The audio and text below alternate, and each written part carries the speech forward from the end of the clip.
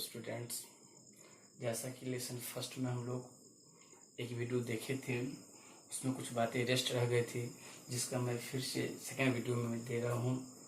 मुझे आशा है कि इस वीडियो को देखने के बाद आप लोग लेसन से फर्स्ट जो है उसकी बात बहुत कुछ बात समझ जाइएगा। तो इसको देखने के बाद और एक बात और, आप लोग जब देखते हैं तो चैनल को सबसे सब्सक्राइब कर लीजिएगा, है ना। सब्सक्राइब जैसे ही कीजिएगा तो कॉर्नर में आपको एक तो बेल का आइकन आएगा, वहाँ पे देखिएगा ऊपर में ऑल का निशान, तो ऑल को आप लोग को दबा देना है ना। और उसके बाद लाइक्स कर देना है। यदि कुछ और उसमें चाहते हैं, कुछ और बातें आप पढ़ना चाहते हैं तो नीचे हमें कमेंट बॉक्स में कुछ लिख सकते हैं, है ना। और यदि हो तो और दोस्तों के पास उसको शेयर कीजिएगा, जिससे उनकी भी पढ़ाई हो सके। क्योंकि इसकी शुरुआत तो आप ही लोग के लिए किया गया है, जिससे आप लोग को अध्ययन करने में सुविधा हो। जो भी टेक्स्ट है, जो भी बुक है आप लोग का, वैसे में मैं प्रयास करूँगा ज्योग्राफी का भी, सिविक्स का भी और हिस्ट्री का तो बना ही रहा हूँ। उसका वीडियो अलग अलग चैप्टर में डाल दूँगा। तो चलिए हम लोग इसको करते हैं, लेकिन आप लोग जो है सब्सक्रिप्शन वाला बात ये सब करिएगा, ठीक है। तो चलिए शुरुआत करते हैं। जैसे कि देखिए एज ऑफ मैकेनाइजेशन, इसमें है डोमेस्टिक एंड फैक्ट्री सिस्टम। देखिए जैसे ही मशीन सब का आविष्कार हुआ, यानी जब मशीन का दौर चला, तो उससे पहले जो व्यवस्था था तो वो कैसा था, डोमेस्टिक सिस्टम टाइप का था।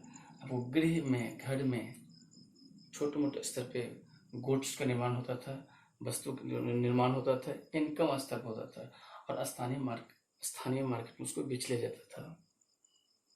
उसके बाद है फैक्ट्री सिस्टम। जैसे जैसे आपको मशीन से का आविष्कार हुआ तो फैक्ट्री सिस्टम की शुरुआत होने लगी, फैक्ट्री के द्वारा गुड्स का निर्माण होने लगा। अब देखिए जैसे ही फैक्ट्री के द्वारा गुड्स निर्माण होने लगा तो व्यापक स्तर पर गुड्स का निर्माण हुआ, बड़े स्तर पर गुड्स का निर्माण हुआ, जिसका परिणाम क्या हुआ, तो इंडस्ट्रियल रिवोल्यूशन हो गया, यानी औद्योगिक क्रांति हो गई। औद्योगिक क्रांति जो हुई तो सबसे पहले किस क्षेत्र में आया, वस्त्र उद्योग में आया, यानी टेक्सटाइल इंडस्ट्री में सबसे पहले ये आया। देखिए इस जो हुआ तो इसके पीछे कई सारे फैक्टर था। जैसे पहला क्या हुआ, तो कई तरह के टूल्स सबका निर्माण हुआ। जैसे जेम्स वाट जो है उस समय के जो थे, वो जो है आपको स्टीम इंजन का इन्वेंशन किए। उसके बाद spanning jenny, flying shuttle, water frame, कई तरह के ऐसे टूल्स था जो वस्त्र बनाने में सुविधाजनक हो सके। ऐसा टूल्स का विकास हुआ, जिसकी वजह से आपको उत्पादन बड़ी मात्रा पर होने लगे। और जब ब्रिटेन में विशाल मात्रा में जो गुड्स का निर्माण होने लगा, वस्त्र का निर्माण होने लगा, तो इससे उस समय जो भारतीय वस्त्र का मांग वहाँ चलता था, इसका मांग बहुत प्रभावित हुआ, डाउन हुआ। यानी यहाँ के लिए डी इंडस्ट्रियलाइजेशन हुआ और वहाँ के लिए इंडस्ट्रियलाइजेशन हुआ। तो आपको इन्वेंशन, टूल्स का जो इन्वेंशन हुआ, इससे उत्पादन अधिक होने लगा। अब देखिए जैसे ही टूल्स सब आने लगा, जैसे ही टूल्स की मदद से वस्तु का निर्माण होने लगा, तो आपको प्रोडक्शन में बहुत ही वृद्धि हुआ, यानी उत्पादन जो है बहुत अधिक होने लगा, बड़े पैमाने पे गुड्स का निर्माण होने लगा। उसके बाद नीड्स ऑफ मार्केट, जैसे ही विशाल मात्रा में गुड्स का निर्माण जब होने लगा तो मार्केट की आवश्यकता महसूस हुई। यानी इतने विशाल गुड्स को जो है केवल यूरोपियन ब्रिटेन अपने ही देश में कहाँ तक बेचता, उससे अन्य जगहों पे, अन्य देशों में जगह की तलाश हुई जहाँ पे उसको बेच सके। फिर गुड्स की निर्माण करने के लिए उन्हें रॉ मटेरियल भी चाहिए था, तो उन्हें ऐसी जगह की तलाश थी जहाँ से वह कच्चे माल की प्राप्ति कर सके और उस माल से गुड्स बना करके मैंने उसको मार्केट में बेच सके, इसकी आवश्यकता हुई। तो इसी से, यानी मार्केट की आवश्यकता से या फिर रॉ मटेरियल की आवश्यकता होने की वजह से क्या हुआ, तो कॉलोनी सबका निर्माण होने लगा। यानी ब्रिटिशर के द्वारा जो है नए नए जगहों को जाया गया और वहाँ पे बस्तियाँ बसाया गया और वहाँ पे अपना उपनिवेश स्थापित करके वहाँ से जो है व्यापार किया गया। फिर वहाँ से जो है रॉ मटेरियल प्राप्त किया गया। और धीरे जैसे ही वहाँ पे जब पॉलिटिकल सिचुएशन को भी देखा, वहाँ के जब राजनीतिक व्यवस्था कमजोर देखा तो वहाँ जो है वो अपना उस पर आधिपत्य जमाने लगा, पॉलिटिकल अथॉरिटी जमाने लगा, जिससे क्या हुआ तो एम्पेरियलिज्म यानी साम्राज्यवाद का विकास हुआ, है ना। तो इस तरह से क्रमशः ये घटनाएं सब बढ़ती गई।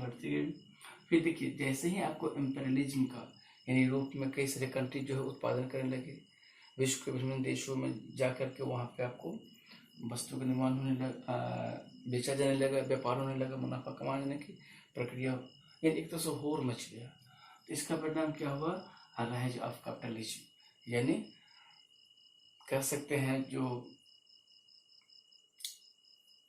पूंजीवाद का उदय, यानी पूंजीवाद का उदय हुआ। तो पूंजीवाद का जो उदय हुआ यानी धन जो है, संपत्ति जो है केवल कुछ ही लोगों के हाथों में इकट्ठा होने लगा। तो इसमें जो है टू क्लास एक होता है, एक तो होता है वर्कर्स, है ना, जो फैक्ट्री में वर्क फील्ड में वर्क करते हैं, वस्तु का निर्माण करते हैं, गुड्स का निर्माण करते हैं, और दूसरा होता है ऑनर्स, एक माने ये ऑनर्स होता है और फिर वर्कर्स होता है। यानी ऑनर्स जो आपको कैपिटलिस्ट होते हैं, यानी वो फैक्ट्री का या वर्क फील्ड का वो ऑनर होते हैं और उसमें जो काम करने वाले वर्कर होते हैं। तो इनके द्वारा जो उत्पादन किया जाता है उसका जो बेनिफिट होता है अधिकांश वो आपको ऑनर्स प्राप्त कर जाते हैं। इसके द्वारा जो भी अधिक मेहनत भी किया जाता है यानी सरप्लस प्रोडक्शन होता है उसका भी जो है ऑनर ही यूज कर लेते हैं, ऑनर ही अपने लिए लाभ के ले लेते हैं।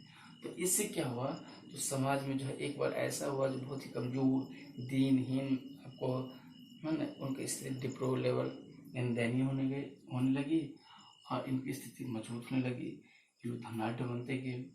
तो इसी समय आपको कार्ल मार्क्स जो दास कैपिटल नाम पुस्तक रचना की है, तो कार्ल मार्क्स जो है आपको इन लोगों की स्थिति को देख करके आपको नवीन विचार प्रस्तुत किए और ये जो है नारा बुलंद किया कि दुनिया के मजदूर जो है, दुनिया के वर्कर जो है इकट्ठा हो और अपने अधिकार के लिए टूट पड़ो, अपने अधिकार की मांग करो, है ना।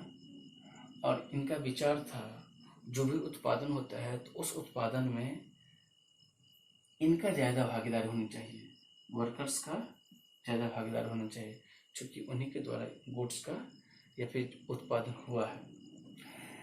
तो कार्ल मार्क्स और फ्रेडरिक एंजल्स ये दोनों मिल करके जो है आपको कम्युनिस्ट मैनिफेस्टो लिखे हैं, जो मार्क्सवादी विचारधारा का जो है एक सिद्धांत है। उसके बाद the socialism of Karl Marx is regarded as scientific socialism, यानी कार्ल मार्क्स जो आपको सोशलिज्म यानी समाजवाद का जो विचार दिए वो आपको एक तरह से वैज्ञानिक समाजवाद है। यानी उनका जो समाजवाद की जो अवधारणा है ना बिल्कुल आपको व्यवहारिक है, जो एक्चुअल में होना चाहिए, इसीलिए उसको साइंटिफिक सोशलिज्म कहा गया। तो ये है, यानी जैसे ही आपको वहाँ पर यूरोप में मैकेनाइजेशन हुआ तो यूरोप के पर जो ब्रिटेन में उत्पादन शुरुआत हुआ, साथ ही साथ आपको यूरोप के अन्य कंट्री में भी इसका उत्पादन होने लगा। तो ये मुख्य बातें थी। अब जो है देखिए इसी चैप्टर में आपको अमेरिकन रिवॉल्यूशन, देखिए विश्व इतिहास में दो जो रिवॉल्यूशन हुआ उसका बहुत बड़ा मेजर इफेक्ट्स है। पहला है अमेरिकन रिवॉल्यूशन, दूसरा है फ्रेंच रिवॉल्यूशन। ये अमेरिकन रिवॉल्यूशन जो है आपको इसकी शुरुआत वैसे आपको 1763 में ही हो गया था, क्योंकि उस समय क्या हुआ था तो जब फ्रांस का जो है डर अमेरिकन वासी जो वहाँ के मूल निवासी थे उनको इनके डर की समाप्ति हो गई, क्योंकि फ्रांस जो है इनको छूट दिया, वहाँ से अपने आप को अलग कर लिया तो ये लोग फ्री हो गए।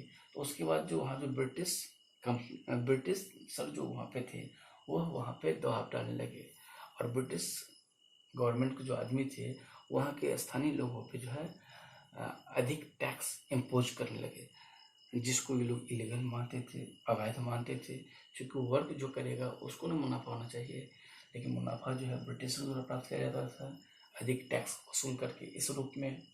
तो इसका परिणाम क्या होता है, तो होते होते 1776 में जो है आपको वहाँ पे एक साथ 13 स्टेट्स के लोग जो है यूनानिमस डिक्लेरेशन ऑफ इंडिपेंडेंस, यानी वहाँ के 13 राज्य जो है एक साथ मिलकर के एक मत में आपको इंडिपेंडेंस का डिक्लेरेशन करता है, यानी स्वतंत्रता का घोषणा करता है।